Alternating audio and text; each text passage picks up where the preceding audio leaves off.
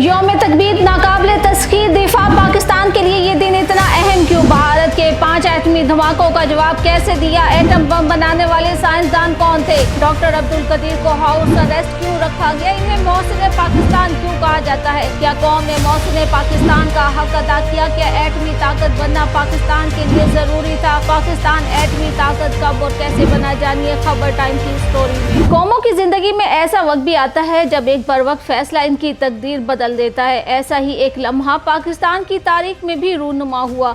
11 मई 1998 को जब भारत ने खित्ते का अमन बर्बाद करने और पाकिस्तान पर सबकत हासिल करने के लिए एटमी धमाके किए तो खित्ते में ताकत का तवाजुन बिगड़ गया। भारत के जारहाना अज़ाइम के जवाब में 28 मई 1998 को पाकिस्तान ने सूबा बलूचिस्तान के ज़िला चागी के मुकाम पर 5 कामयाब एटमी धमाके किए। इस दिन को यौम तकबीर के नाम से मौसूम किया जाता है। पाकिस्तान दुनिया का वाहिद मुस्लिम जोहरी ताकत वाला मुल्क है। पाकिस्तान एटॉमिक एनर्जी कमीशन के मुताबिक 28 मई को किए गए टेस्टों से रिक्टर स्केल पर ज़लज़ले के 5.0 सिग्नल पैदा हुए, जिसकी मजमूई पैदावार KT40 तक है। पाकिस्तान के जोहरी प्रोग्राम के मेमार डॉक्टर अब्दुल कदीर खान ने दावा किया कि एक डिवाइस अफजाइश पजीर आला थी और बाकी 4 ज़ेरी किलोटन एटमी आलात थे। इसके बाद 30 मई 1998 को पाकिस्तान ने 12 किलोटन की पैदावार के साथ एक और जोहरी तजर्बा किया। जोहरी तजर्बात के पीछे क्या मुहर्रिकात थे?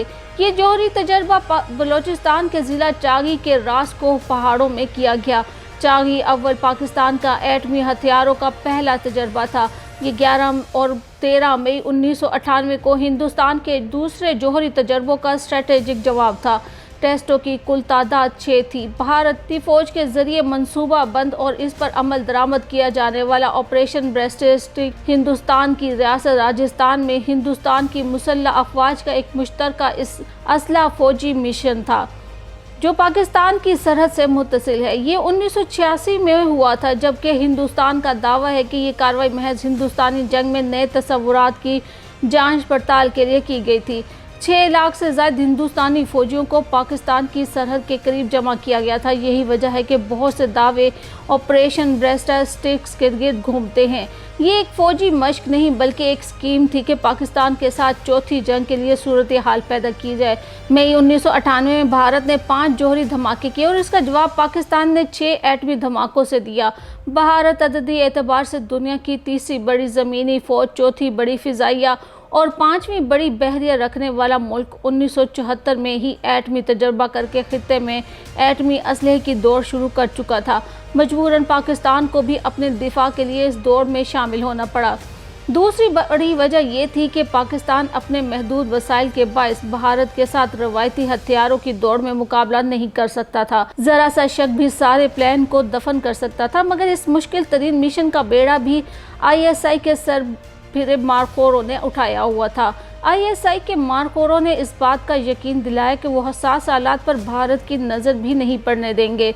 इस मकसद के लिए ISI के स्पेशल कमांडो को पहले भारत और फिर सिंगापुर के एयरपोर्टों पर तैनात और फिर बिल्कुल कामयाबी के साथ न्यूक्लियर सामान से भरे हुए जहाज़ भारत के एयरपोर्ट पर उतरे।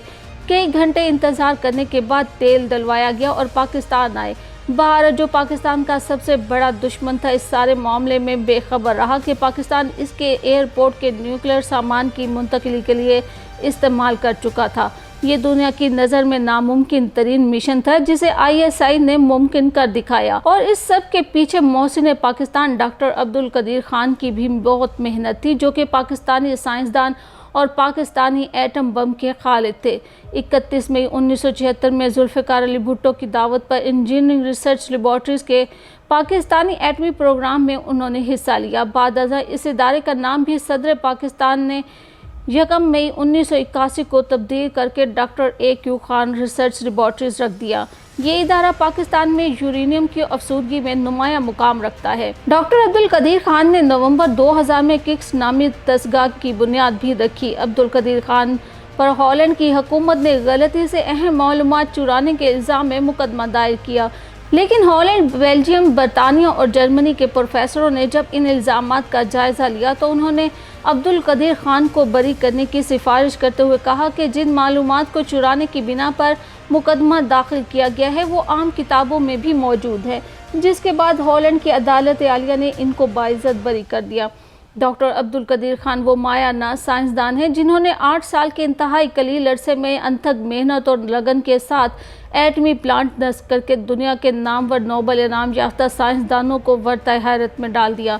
मई 1998 को उन्होंने भारतीय एटमी तजर्बों के मुकाबले में वज़ीर आज़म मियां नवाज शरीफ से तजर्बाती एटमी धमाके करने की दरख्वास्त की।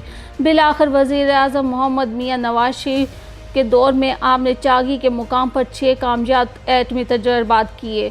इस मौका पर अब्दुल कदीर खान ने पूरे आलम में इस्लाम को पैगाम दिया कि हमने पाकिस्तान का दिफा नाकाबिले तस्खीर बना दिया है। सऊदी मुफ्ती आज़म ने अब्दुल कदीर खान को इस्लामी दुनिया का हीरो करार दिया और पाकिस्तान के लिए खाम हालत में तेल मुफ्त फराहम करने का फरमान भी जारी किया। इसके बाद से पाकिस्तान को सऊदी अरब की जानिब से खाम तेल मुफ्त फराहम किया जा रहा है। मगरबी दुनिया ने प्रोपेगेंडा के तौर पर पाकिस्तानी एटम बम को इस्लामी बम का नाम दिया, जिसे डॉक्टर अब्दुल कदीर खान ने बखुशी कबूल कर दिया। परवेज मुशर्रफ दौर में पाकिस्तान पर लगने वाले एटमी मवाद दूसरे ममालिक को फराहम करने के इल्ज़ाम को डॉक्टर अब्दुल कदीर खान ने मुल्क की खातिर सीने से लगाया और नज़रबंद रहे, जिसके बाद उन्हें इनकी वफात तक घर में ही नज़रबंद रखा गया, जो कि मोहसिन पाकिस्तान के साथ बहुत बड़ी ज़्यादती थी, जिस पर कभी किसी ने उठकर एहतजाज किया, ना ही कभी इनकी नज़रबंदी को ख़त्म करने का कहा।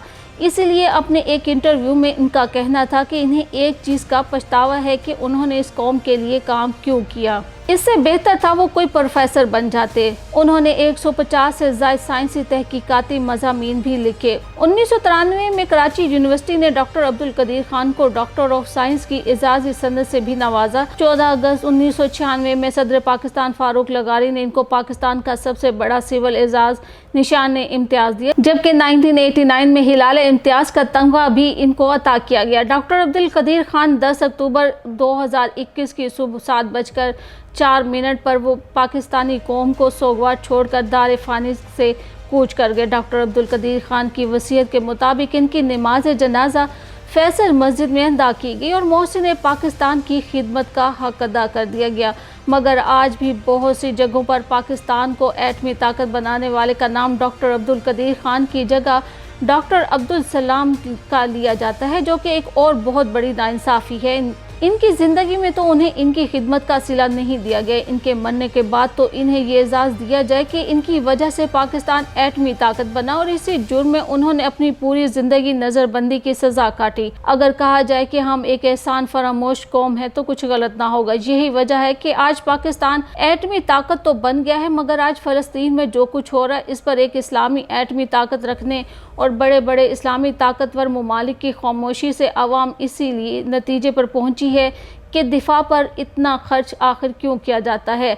हम एटमी ताकत रखने वाले मुल्क हैं, मगर भारत ने कारगिल के महाज पर जो कुछ किया, इसके बाद पाकिस्तान के मकबूजा कश्मीर में भी अपनी फ़ौज दाखिल की तो हम खामोशी से देखते रहे। आज फ़लस्तीन को हमारी ज़रूरत है, मगर हम आंखें नीचे किए बैठे हैं। आज 28 मई है, ठीक 26 साल कबल आज ही के दिन बलूचिस्तान के दूर आफ्तादा इलाके चागी में ताश पैदा हुआ। चागी के एक संगलाक पहाड़ से रेत धुआं बनकर उड़ने लगी। ज़मीन पर पैदा होने वाला ताश दरअसल पाकिस्तान के नाकाबिल तस्खीर होने का ऐलान था। क्या इस दिन पाकिस्तान की जानिब से किए जाने वाले कामयाब एटमी धमाकों से खित्ते में ताकत का तवाज़ुन बरकरार हो गया? इन धमाकों के साथ पाकिस्तान को दुनिया की 7वीं और पहली इस्लामी एटमी रियासत होने का एजाज़ तो हासिल हुआ, मगर क्या पाकिस्तान ने भारत के एटमी धमाकों का जवाब देकर भारत की खित्ते में बालादस्ती के ख्वाब को चकनाचूर कर दिया? क्या ऐसा ही है या हकीकत इसके बरअक्स है?